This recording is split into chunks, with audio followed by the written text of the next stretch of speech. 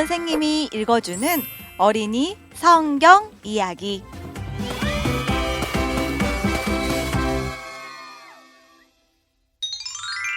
(49번) 이야기.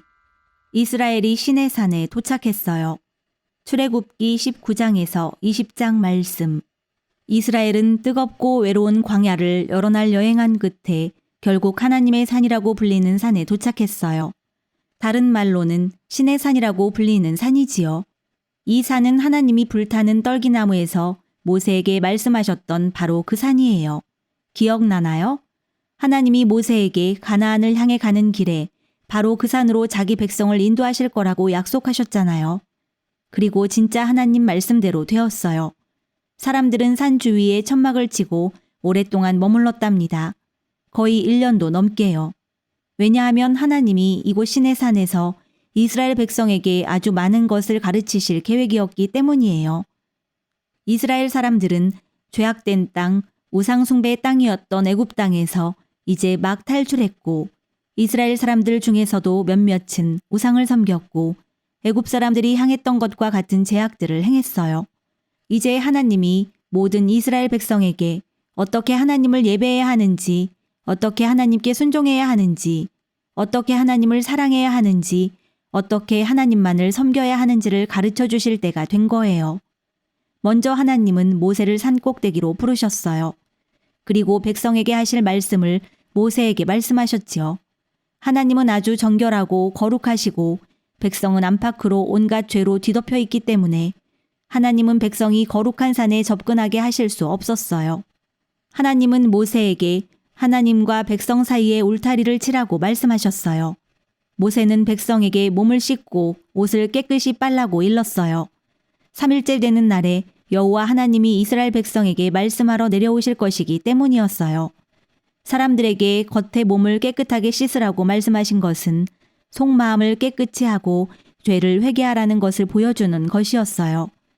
그 후 하나님이 빽빽한 구름 속에서 산 꼭대기에 내려오셨어요. 3일째 아침에 하나님은 산 위에 천둥과 번개를 내리치시고 빽빽한 구름이 산 꼭대기를 덮게 하셨지요. 그 산에는 구름이 너무 자욱해서 거대한 용광로에서 연기가 올라가는 것 같았어요. 그리고 백성은 나팔소리 같은 큰 목소리를 들었지요. 나팔소리가 점점 더 커지면서 온 산이 거대한 지진으로 흔들렸어요. 위대하고 거룩하신 하나님의 놀라운 일을 본 사람들은 너무 무서워서 떨었어요. 이 모든 놀라운 일이 너무 위대해서 사람들은 제대로 쳐다볼 수조차 없었어요. 하나님은 다시 모세에게 산으로 올라오라고 말씀하셨어요. 하지만 곧 하나님은 모세를 다시 거기 울타리 뒤쪽에 머물고 있는 백성에게 경고하게 하려고 내려보내셨어요. 왜냐하면 사람들이 하나님의 정결한 거룩하심을 보려고 가까이 올지도 몰랐기 때문이에요. 그러면 가까이 온 사람들은 죽을 거예요.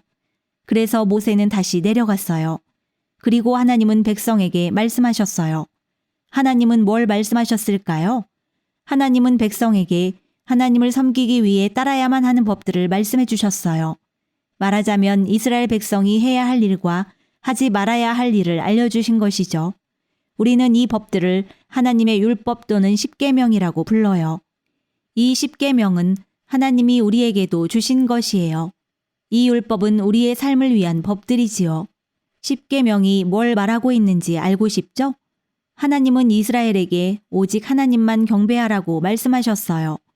우리는 믿거나 기도하려고 다른 어떤 신들을 섬겨서는 안 돼요. 그리고 하나님의 모양도 만들어서는 안 돼요. 하나님은 아주 높고 거룩하시기 때문이에요. 우리의 죄악된 눈으로는 하나님을 볼 수 없어요. 그래서 하나님의 거룩하심을 모양으로 만들 수는 없는 것이죠. 하나님은 이스라엘에게 하나님의 크신 이름을 아주 거룩하게 지키고 하나님에 대해 말할 때는 아주 신중하고 존경을 담아서 말하며 하나님의 귀한 이름을 악하게 맹세하는 데 사용하지 말라고 말씀하셨어요. 하나님은 이스라엘에게 그리고 우리에게 하나님의 특별한 날을 거룩하게 지키라고 말씀하셨어요. 주일은 하나님의 특별한 날이랍니다. 주일은 교회에 가고 하나님께 기도를 드리고 찬송을 하고 성경을 통해 하나님의 말씀을 듣고 하나님을 사랑하고 하나님이 우리 아버지이신 것을 즐거워해야 하는 날이에요. 하나님은 이스라엘에게 그리고 우리에게 아빠와 엄마를 사랑하고 순종하라고 말씀하셨어요. 왜냐하면 하나님이 원하시는 대로 살려면 어떻게 해야 하는지 우리에게 가르치시기 위해 아빠와 엄마를 두셨기 때문이에요. 하나님은 우리가 우리 맘대로 하는 것을 원하지 않으셔요. 그건 우리에게도 좋지 않지요. 우리는 하나님이 원하시는 대로 해야 해요. 우리의 아빠와 엄마는 하나님이 우리가 어떻게 살기를 원하시는지 잘 알고 계시지요. 하나님은 이스라엘에게 그리고 우리에게 아무도 죽여서는 안 된다고 말씀하셨어요. 심지어는 마음으로 다른 사람을 미워해서도 안 돼요. 하나님은 우리에게 몸을 순결하게 지켜야 할 뿐만 아니라 마음을 모든 더러운 생각에서 입을 모든 더러운 말에서 깨끗하게 지켜야 한다고 말씀하셨어요.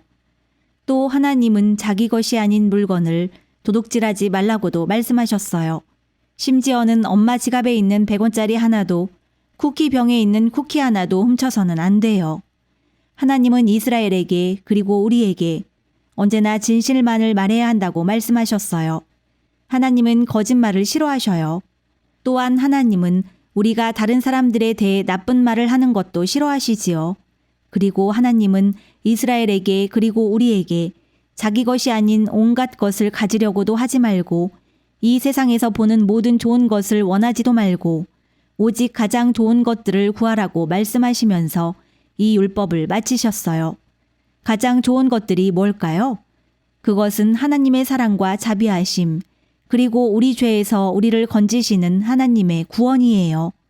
우리가 이 가장 좋은 것들을 갖게 될 때 무슨 일이 일어날까요? 행복해진답니다. 햇빛이 비쳐도 비가 와도 눈이 와도 뜨거운 여름날에도 행복하게 되지요. 행복해서 하나님을 찬송하게 돼요. 우리는 예수님이 우리 죄를 없애주셨기 때문에 행복한 거예요. 여러분은 행복한가요?